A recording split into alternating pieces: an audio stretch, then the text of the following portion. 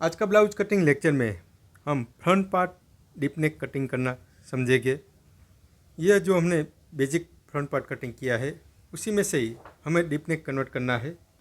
सबसे पहले हमें यहाँ पर शोल्डर का स्लोप के साथ ये स्केल को मिलाते हुए जहाँ पर टच हो वैसे चौरस आए वैसे कटिंग करना है।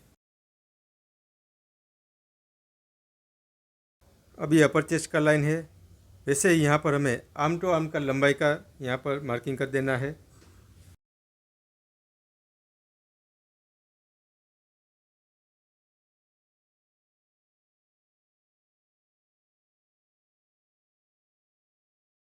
किसी भी प्रकार का डीप नेक कटिंग करने के लिए यहाँ पर हमें ये दो लाइन का ध्यान रखना है। ये दो लाइन ही महत्वपूर्ण पॉइंट है। अब हमें फ्रंट पार्ट का नेक ये आर्म टू आर्म का लंबाई तक ही कटिंग करना हो तो क्या ध्यान रखना है, इसे नीचे की तरफ गला कटिंग करना है तो क्या पॉइंट ध्यान रखना है, और अपर चेस्ट का लाइन से भी नीचे की तरफ गला कटिंग करना है तो कौन सा पॉइंट ध्यान में रखना है, वही हमें समझना है। तो पहले हम आर्म टू आर्म का लंबाई के ऊपर गला कटिंग करेंगे। ये मार्जिन मार्क है 0.25 एंड 1 पॉइंट। अब यहाँ पर हमें दाईं शोल्डर रेडी चाहिए तो दाईं शोल्डर रेडी का नाप और कटिंग करने का ये अलग से नाप कर देना है। अब स्केल को शोल्डर स्लोप की तरफ मिलाते हुए इस प्रकार से रखकर यहाँ पर मार्क कर देना है। अब हम जो नेक कटिंग करेंगे वो यहीं तक कटिंग करेंगे, यानी नेक बनने के बाद रेडी आएगा तो ये लाइन पे आएगा, यानी यहाँ से एक्रॉस फ्रंट का पार्ट है वो ज़्यादा खुलेगा नहीं। अब यहाँ पर हम राउंड नेक ड्रॉ करेंगे। अब हम यही राउंड नेक को कटिंग कर लेंगे तो क्या ये सही फिटिंग देगा। जैसे इस प्रकार से गला कटिंग होगा, गला ये अंदर की तरफ से ढीला बनेगा। जैसे इसको कटिंग करके बनाकर पहनेंगे तो आर्म होल से सही होगा, यहाँ पर से फिटिंग सही होगा, अपर चेस्ट से ये सब कुछ फिटिंग सही होगा, लेकिन गला यहाँ से बीच में से उठा हुआ रहेगा। अगर हम गले की तरफ से इस तरह से मार्किंग करके इसको कटिंग कर लेते हैं तो क्या ये सही फिटिंग देगा। इसमें एक प्लस पॉइंट होगा कि गला ढीला नहीं बनेगा, लेकिन दूसरा माइनस पॉइंट ये आएगा कि यहाँ पर 90 डिग्रीज नहीं होगा, इसलिए यहाँ पर कोना बनेगा, यानी शोल्डर की तरफ यहाँ पर उठ जाएगा, गले की तरफ फिटिंग आएगा तो यहाँ से उठ जाएगा। ये पार्ट हमें कम से कम 90 डिग्रीज होना ज़रूरी है, यानी कि ये चौरस होना ज़रूरी है। अब ध्यान से समझे, आर्म टू आर्म का लंबाई तक गला कटिंग करना है तो आप कोई भी जगह से, जैसे कि इस प्रकार से आपको स्केल रखना है। जैसे यहाँ पर हम ये 4.5 इंच पर मार्क कर रहे हैं तो यहाँ पर भी इतना ही मार्क कर देना है। अब यहाँ पर आपको एक सीधा मार्क कर देना है। अब दूसरा पॉइंट आपको यहाँ पर ध्यान रखना है। अब यहाँ से 0.25 इंच ऊपर की तरफ एक मार्क कर दीजिए और ये सिलाई मार्क के साथ मिलाते हुए ये मार्क तक आपको इस प्रकार से मार्किंग कर देना है और इसी को ही हमें कटिंग करके वापस जोड़ देना है। अब जो भी गला हमें फाइनल कटिंग करना हो वैसे नहीं करना है, पहले हमें थोड़ा दूरी पर से गले को कटिंग कर देना है।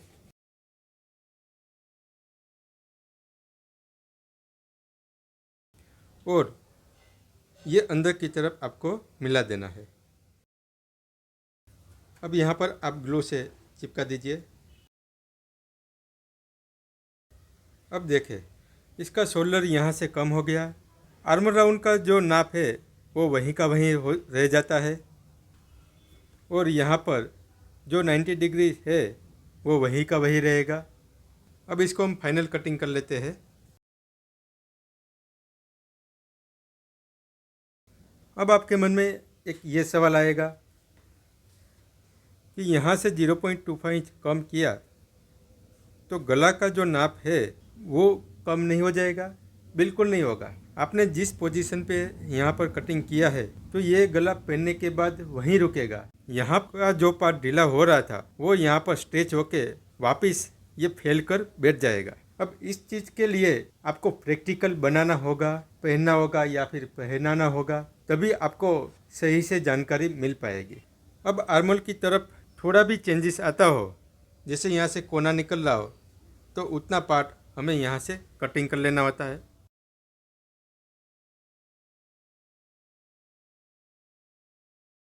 अब ये ओरिजिनल इसके ऊपर रख कर समझे, यहाँ पर शोल्डर इस तरह अंदर की तरफ आ गया है। अब आपके मन में ऐसा भी सवाल आता हो कि इस तरह से यहाँ पर 0.25 इंच दबाने पर एपेक्स का जो लंबाई है उसमें कुछ असर पड़ेगा या नहीं। यहाँ पर कुछ भी असर नहीं पड़ेगा, क्योंकि एपेक्स का गैप के अकॉर्डिंग एपेक्स का लंबाई यहाँ से शुरू होता है। अब ये गला फैलकर बाहर की तरफ जाएगा, इसलिए यहाँ पर कुछ भी चेंजेस नहीं होगा। ये बॉडी पर अपनी ही सही जगह पर रुका रहेगा। तो अब यहाँ पर आपको यही पॉइंट ध्यान रखना है, आर्म टू आर्म का लंबाई तक या फिर उससे ऊपर तक गला कटिंग करना हो, जो डीप नेक बन रहा हो, तो यहाँ पर हमें सिर्फ 0.25 इंच ही दबाना होता है। यहाँ पर हमें डाट लगा देना है, वैसे ही समझना है। लेकिन जैसे हमने समझाया उसी तरह यहाँ पर प्रोसेस होना जरूरी है। जैसे हमें मन में आए कि इस तरह से क्रॉस में डाट लगा दिया, तो यहाँ का पार्ट जो 90 डिग्री बन रहा है वो कुछ अलग तरीके से बन जाएगा और शोल्डर भी अंदर की तरफ ज़्यादा आ जाएगा। आप इसमें वी नेक बनाए, राउंड नेक बनाए, पान नेक बनाए, यहाँ पर हमने जो पॉइंट समझाया वो हर किसी में एक ही पॉइंट काम करेगा। लेकिन कुछ ऐसा गला आएगा जो ऊपर की तरफ से ब्रॉडनेस कम हो और अंदर की तरफ से यानी नीचे की तरफ से इसका ब्रॉड ज़्यादा हो, तो क्या ध्यान रखना है उसके लिए हम अलग से समझेंगे। अब हम दूसरे पेपर में समझेंगे कि आर्म टू आर्म का लंबाई के नीचे से गला कटिंग करना है तो क्या ध्यान रखना है।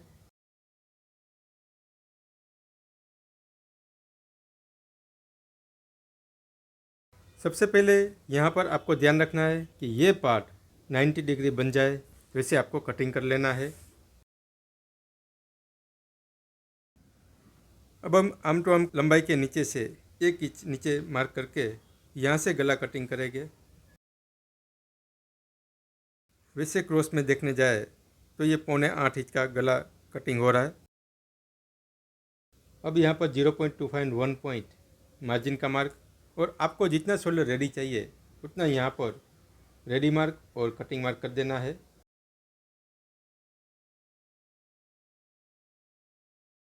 हर किसी में आपको इसी प्रकार से शेप मिलाना है। हमें यही ध्यान रखना होता है कि ऊपर की तरफ जैसे ये 3 और 1 पॉइंट कटिंग हो रहा है, तो यहाँ पर बीच से 3 और 1 पॉइंट से अंदर की तरफ ये कटिंग नहीं करना है, क्योंकि यहाँ पर ज़्यादा हो और अंदर की तरफ कम हो, वैसा कटिंग करने पर ज़्यादातर गले में जोल आता है। अब हमें यहाँ पर नीचे से कटिंग करना है, तो यहाँ पर राउंड नेक का मार्क कर देना है। तो जैसे आर्म टू आर्म का लंबाई तक जो गला कटिंग करना था, जैसे ये शेप, तो यहाँ पर हमें 0.25 इंच का कटिंग करना होता है। लेकिन आर्म टू आर्म का लंबाई भी अगर खुल रहा है तो यहाँ पर हम आधा इंच तक ये कटिंग कर सकते हैं। ये मार्किंग हम जो कर रहे हैं ये सिर्फ सीधा शेप आए इसलिए कर रहे हैं। आपको भी इसी तरह ही मार्किंग करना है। अब एक पॉइंट यहाँ पर ध्यान रखना है, ये जो सिलाई मार्क है वहाँ पर एक मार्क कर दीजिए। अब यहाँ पर से हमें गला कटिंग करना है, तो यहाँ पर आधा इंच का कटिंग करना चाहिए। किसी भी प्रकार का शेप कटिंग करना हो, पहले आपको थोड़ा अंदर की तरफ से ऐसे कच्चा कटिंग कर लेना है। अब उसके बाद ये ऊपर वाला कटिंग कर लीजिए। अब ये पार्ट को यहाँ नीचे मिला देना है। ये जो सिलाई मार्क है वहीं पर पहले हमें मिलाना होता है। यहाँ पर अगर कम या ज़्यादा हो रहा है उससे कोई मतलब नहीं है, क्योंकि यहाँ पर इस तरह से मिलाने से हमने बेसिक कटिंग करते वक्त जो आर्मर राउंड मिलाया होता है वही यहाँ पर मिला हुआ रहता है, इससे कम या ज़्यादा नहीं होता है। अब यहाँ पर आप वापस शेप करके कटिंग करें। इस तरह से कटिंग करेंगे तो दिखने में ये छोटा लग रहा है, लेकिन पहनेंगे तो ये अपनी पोजीशन पे ही रुका हुआ रहेगा।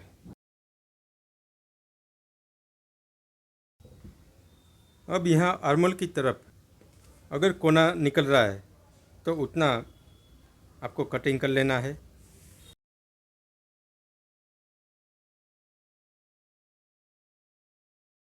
इस तरह से कटिंग करने पर यहाँ पर शोल्डर भी माइनस हो जाता है और शोल्डर का जो स्लोप है वो भी यहाँ पर नीचे की तरफ बैठ जाता है। जैसे हमने पहले भी समझाया था कि हम शोल्डर स्लोप का नाप लेते हैं तो यहाँ ऊपर से लेते हैं, लेकिन बीच वाला हिस्सा में हमारा बॉडी पार्ट थोड़ा सीधा हो जाता है। तो इस तरह से कटिंग करने पर ये वाला जो पार्ट है वो यहीं पर आके रुक जाता है, इसलिए यहाँ पर उठा हुआ कभी भी नहीं आता है। इस तरह से कटिंग करने पर 95% तक आपको परफेक्ट रिजल्ट आएगा। अब हम तीसरा पार्ट में अपर चेस्ट के नीचे से भी गला कटिंग करना हो तो क्या ध्यान रखना है वो समझते हैं।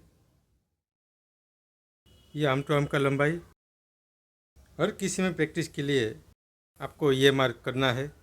कम्युनिटी पोस्ट में देखा होगा कि यहाँ पर बस्ट पार्ट तक हमने पान शेप कटिंग किया हुआ कस्टमर को पहनाया हुआ पिक अपलोड किया है, तो आपने उसमें देखा होगा कि उसमें भी एकदम परफेक्ट तरीके से बैठा हुआ है। तो वैसा कटिंग आए तो क्या पॉइंट ध्यान में रखना है वो हमें समझना है। वो अपर चेस्ट की लाइन से भी नीचे की तरफ कटिंग किया हुआ रहता है, इसलिए यहाँ पर हमें एक और डाट की आवश्यकता रहती है।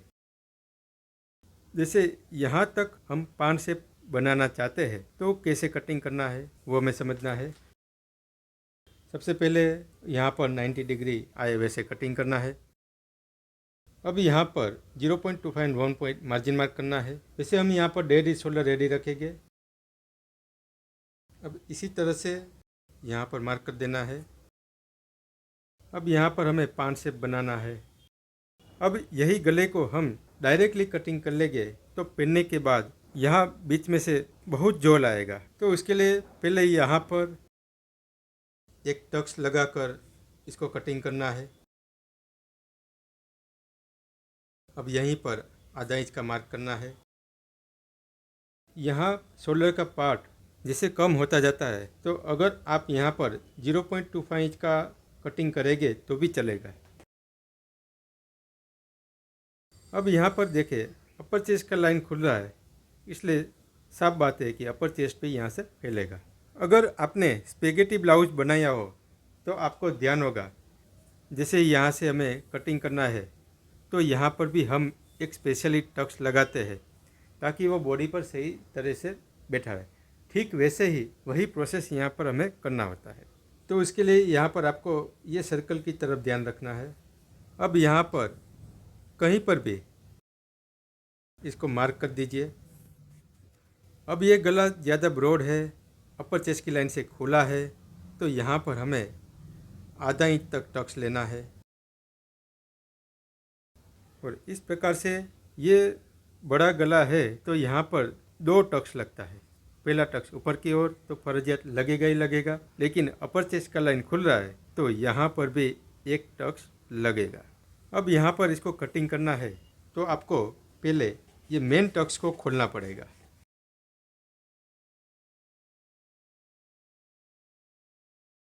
अब इस तरह से यहाँ पर आपको प्रेस कर देना है और ये टक्स लगाना है। अब देखिए यहाँ पर गले का जो शेप है वो इस तरह से बन जाएगा। यहाँ से ही अब ये फूला हुआ नहीं रहेगा, जो फुलान होनी थी वो यहाँ पर टाइट हो जाएगा और उसकी जगह यहाँ पर ये टक्स है वो ज़्यादा खुल जाएगा। अब यहाँ पर आपको एक कच्चा कटिंग कर लेना है।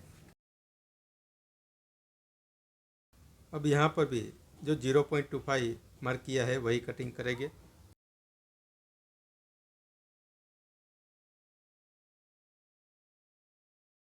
तो देखिए अब दिखने में ये जो गला है बहुत छोटा दिख रहा है, पहनने के बाद ये बड़ा गला ही बनेगा। जैसे आप यहाँ से कटिंग करेंगे तो ये यहीं पे ही रुका हुआ मिलेगा और बॉडी पर भी चिपक के रहेगा। अब यहाँ आर्मोल की तरफ ये जो कोना निकला हो तो उसको कटिंग करना होता है। और यहाँ पर अब इसका जो शेप है वो इस प्रकार से बनेगा।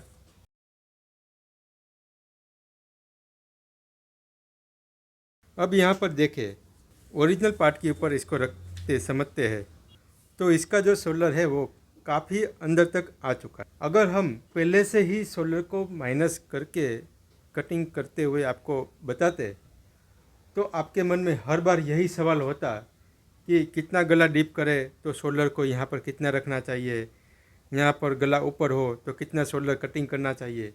क्योंकि कुछ बिगिनर स्टूडेंट ऐसे भी होते हैं जिन लोगों को ज़्यादा प्रोफेशनल कटिंग नहीं करना होता है, उनको बेसिक कटिंग भी चलता है। अगर आप बेसिक कटिंग कर रहे हैं वैसे ही कस्टमर आपको मिलते ही रहेंगे। ज़रूरी नहीं है कि हर कोई प्रोफेशनल कटिंग चाहता हो। अब हम ये तीनों पार्ट को मिलाकर समझते हैं। अब ये तीनों एक ही नाप का कटिंग किया हुआ है तो सभी का यहाँ पर सोलर अलग अलग कटिंग हुआ आपको नज़र आएगा। सबसे पहले हमने ये कटिंग किया था तो इसका गले का डिप के अकॉर्डिंग उसका सोलर कितना माइनस हुआ वो यहाँ से पता चल जाएगा। उससे भी डीप कटिंग किया तो इसका सोलर यहाँ पर अंदर की तरफ आपको नज़र आएगा। गले की तरफ से भी डाउन है और बाहर की तरफ से भी अंदर की तरफ है। उससे भी डीप गला कटिंग किया तो इसका सोलर और भी अंदर की तरफ है और यहाँ अंदर की तरफ डाउन हुआ है। किसी भी प्रकार का डीपनेक कटिंग करना हो तो हमें यही पॉइंट ध्यान रखना होता है। सबसे पहला आर्म टू आर्म का लंबाई और दूसरा अपर चेस्ट का लंबाई।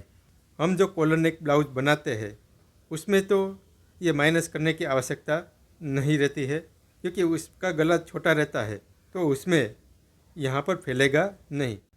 अब यहाँ पर एक पॉइंट ये भी समझना है कि अगर आप डार्ट लेते हैं, जैसे यहाँ पर आधा इंच का टक्स लेते हैं और आप आगे की तरफ हुकाई रखते हैं तो क्या करना चाहिए वो समझना है।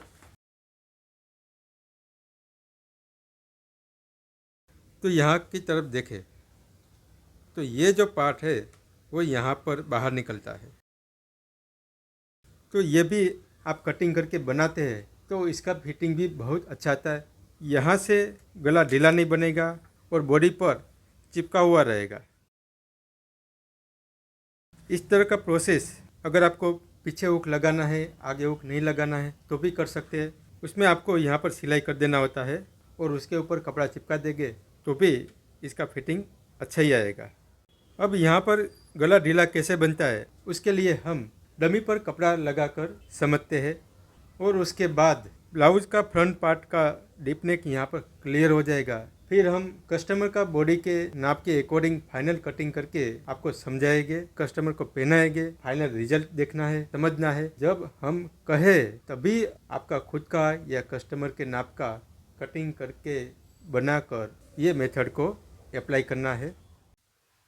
अब यहाँ पर देखें, हमने डमी पर ये कपड़ा फिट किया है। अब ये गला ऊपर से बंद है और यहाँ पर शोल्डर पूरा है तो ये पार्ट की तरफ नज़र करें। कपड़ा यहाँ से पूरा पैक है इसलिए यहाँ से शोल्डर फैलेगा नहीं। इसलिए छोटा गला रहता है तो हमें यहाँ पर पूरा का पूरा शोल्डर की आवश्यकता रहती है। अगर आप इसमें से शोल्डर माइनस कर देंगे तो जितना शोल्डर माइनस किया ये उतना ही ऊपर की तरफ ही रुका हुआ रहेगा। अब यहाँ पर आपको ये समझना है, कस्टमर की बॉडी पर यहाँ से फ्लैट होता है और जो बस्ट पार्ट है वो यहाँ से उठा हुआ रहता है। डमी पर मैंने ये कपड़ा फिट किया है तो ये कपड़ा डायरेक्टली ऐसे ही सीधा नज़र आ रहा है। अब यहाँ पर ऐसे छूकर देखें तो कपड़ा बीच में से ढीला है, यहाँ से भी ढीला है, यहाँ से भी ढीला है। दोनों बस्ट पार्ट से ये कपड़ा बीच में से फूला हुआ है। अब ऊपर पैक है इसलिए यहाँ पर ये पूरा का पूरा कपड़ा हर जगह पे सपोर्ट करता है। अब जैसे हम गला नीचे की तरफ डीप काटते जाएंगे वैसे ही ये कपड़ा सपोर्ट छोड़ना शुरू करेगा। ये आर्मोल है उसको वही पोजीशन में रखकर यहाँ से गला कटिंग करके हम समझते हैं। अब इस तरह से ड्रॉ करके यहाँ से थोड़ा ब्रॉड कटिंग करते हैं और समझते हैं कि यहाँ से शोल्डर में कुछ फ़र्क पड़ता है या नहीं।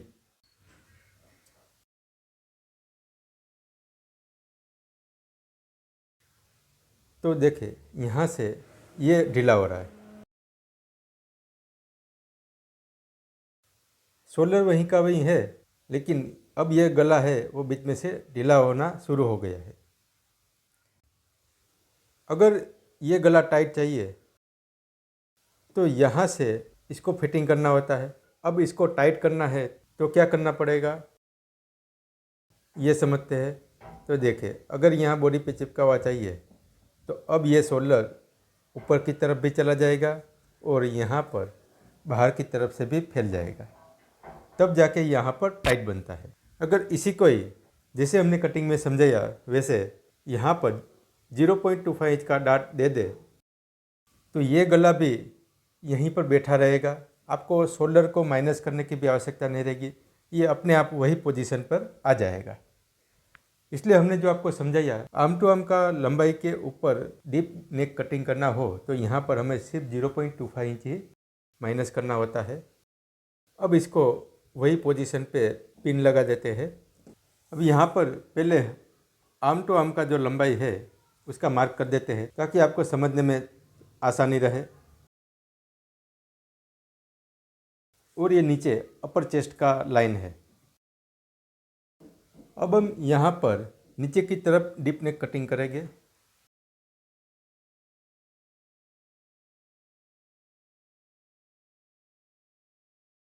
जैसे गला डीप कटिंग होता है तो बीच वाला पार्ट में यहाँ से ही ढीला होता है। अगर आपने टक्स वाला बनाया हो तो ही फिटिंग आ सकता है, लेकिन टक्स वाला नहीं बनाना है तो जैसे हमने समझाया वैसे ऊपर की तरफ हमें 0.25 इंच का टक्स करना है।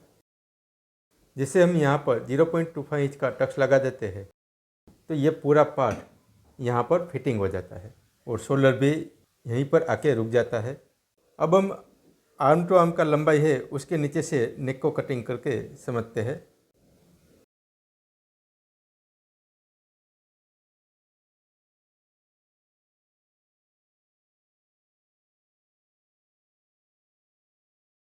तो देखिए, गला और भी डीप हुआ है तो यहाँ से ढीला बनना शुरू हुआ। देखिए, यहाँ पर इस तरह से पकड़िए तो 0.25 इंच यहाँ पर पकड़ में आ रहा है, तो यहाँ पर आधा इंच पकड़ में आ रहा है। देखिए, इस प्रकार से यहाँ पर आधा इंच का टोटल टक्स लगाना होता है। टक्स लगने के बाद ये गला छोटा दिखता है और यहाँ शोल्डर की तरफ से अभी ये पार्ट नीचे की तरफ आ गया है। तो जैसे इसको पहना जाएगा यहाँ पर परफेक्ट तरीके से बैठ जाएगा, यह पूरा ये बॉडी पर चिपका हुआ आ जाएगा। अगर इसको ऐसे ही फैलाने जाए तो देखें, यहाँ से शोल्डर ऊपर की तरफ भी चला गया है और यहाँ पर बाहर की तरफ भी निकला हुआ है। लेकिन इसमें अलग अलग शेप के अकॉर्डिंग अलग अलग फोल्डिंग होना शुरू होता है। लेकिन जैसे हमने समझाया वैसे अगर आप यहाँ पर सिर्फ आधा इंच का टक्स लगा देते हैं, अब आप कोई भी शेप बनाए वो बॉडी पर रुका हुआ ही रहेगा। 95% तक इसका परफेक्ट रिजल्ट तो आता ही है। अपर चेस्ट की लाइन है उससे भी यहाँ पर नीचे की तरफ यहाँ से कटिंग करके समझते हैं।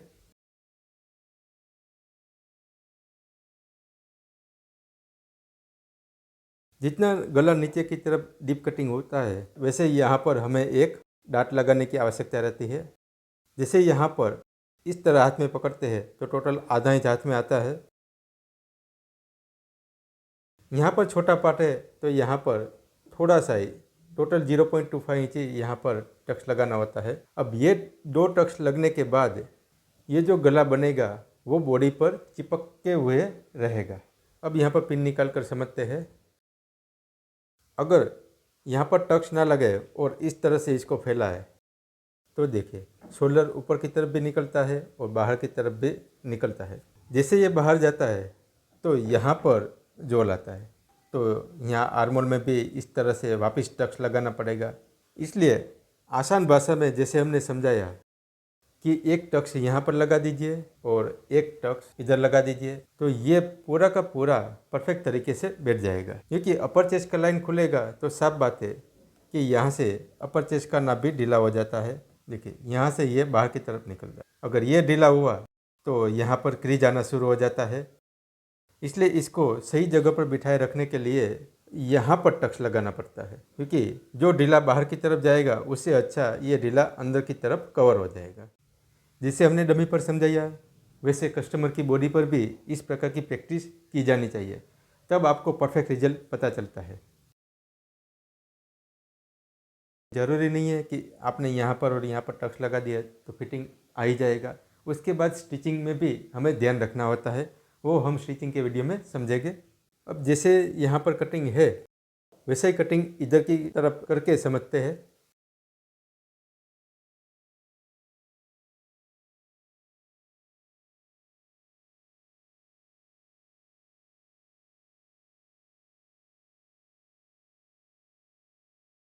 जैसे बोट नेक गला बनाते हैं, ब्रॉड नेक बनाते हैं, तो यहाँ बीच से ही गला यहाँ पर ढिलाई बनते जा रहा है। तो वैसे ही गले में जैसे हमने समझाया वैसे यहाँ पर आप टक्स लगाकर बनाएंगे तो परफेक्ट फिटिंग आना शुरू हो जाएगा।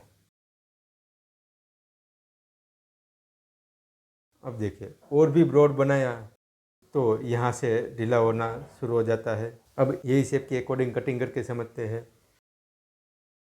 यहाँ पर चेस्ट का उभार होता है, इसलिए ये पार्ट यहाँ पर इस तरह से बैठने मांगता है, लेकिन यहाँ पर हम टक्स नहीं लगाते, इसलिए ये हमारे लिए पॉसिबल नहीं होता है। जैसे हमने समझाया वैसे पूरा का पूरा डार्ट यहाँ पर पैक कर देना होता है और वो डार्ट यहाँ पर खुल के फिर बैठ जाता है।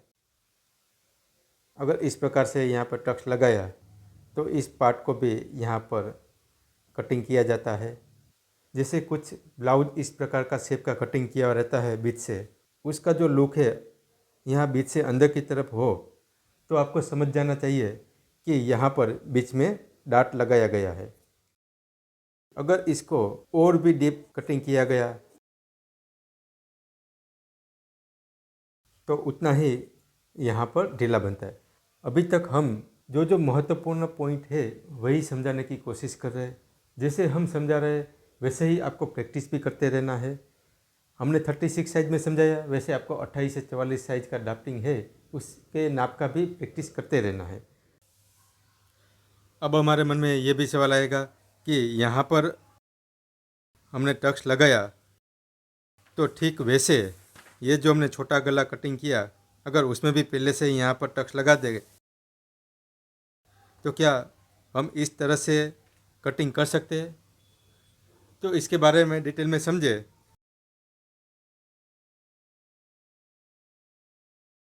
तो देखिए इस तरह से 0.25 इंच यहाँ पर टक्स लगा देंगे तो गले में फिटिंग तो आ ही जाएगा, लेकिन यहाँ पर इसका जो शोल्डर स्लोप है वो हम उठा हुआ ही रहेगा। यानी पहनने के बाद इसका जो शोल्डर ऊपर की तरफ होने से यहाँ से ढीला पड़ेगा, इसलिए ये टक्स लगाने की बजाय यहाँ पर टक्स लगाते हैं तो यहाँ पर शोल्डर स्लोप भी मैनेज हो जाता है और गला भी ढीला होना बंद हो जाता है। और यहाँ पर दूसरी समस्या ये आएगी, टक्स लगने की वजह से आर्म टू आर्म का पार्ट है वो टाइट हो जाएगा और साथ साथ में देखें तो अपर चेस्ट की जो लाइन है वहाँ से भी ये टाइट हो जाएगा। ठीक इसी तरह हम दूसरे पार्ट में समझे, यहाँ पर टक्स लगाए तो गला तो यहाँ से फिटिंग बैठ जाएगा, क्योंकि यहाँ पर आर्म टू आर्म का लंबाई से टाइट नहीं होगा क्योंकि यहाँ से गला खुला हुआ है। और अपर चेस्ट से भी कुछ ज़्यादा फर्क नहीं पड़ेगा, जैसे हमने यहाँ पर टक्स लगाने के बाद कटिंग किया वैसे ही यहाँ पर फिटिंग आएगा, लेकिन यहाँ पर जो शोल्डर स्लोप बनेगा वो इस तरह से डाउन होगा नहीं, इसलिए उसके कारण यहाँ से गला ढीला बनना शुरू हो जाएगा। हमें ये पार्ट में शोल्डर भी अंदर की तरफ बैठा हुआ चाहिए, इसलिए यहाँ पर हमें टक्स लगाना होता है। यही टक्स से शोल्डर भी बैठ जाता है और नेक भी सही तरह से फिटिंग में आ जाता है। अब तीसरा पार्ट में समझे, अगर हम सिर्फ यहाँ पर ही टक्स लगाएंगे तो अपर चेस्ट का नाप बैठ जाएगा, आर्म टू आर्म का लंबाई का जो नाप है उसमें भी सही तरह से बैठ जाएगा, लेकिन यहाँ पर इसका जो शोल्डर स्लोप बनेगा उसके कारण यहाँ से ढीला हो जाता है। तो इसलिए यहाँ पर हमें ये टक्स लगाने की आवश्यकता रहती है। यहाँ पर हमने जो पॉइंट समझाया वो सभी पॉइंट को कहाँ पर उपयोग करना है वही हमें समझना होता है। हम ये नए पेज में इसी तरह से टक्स लगाकर नेक कटिंग करना समझते हैं। जैसे यहाँ से अंडर बस्ट राउंड का जो सर्कल है उसे यहाँ पर आधा इंच का टक्स लेते हुए हम इस प्रकार से इसको बिठाते हैं।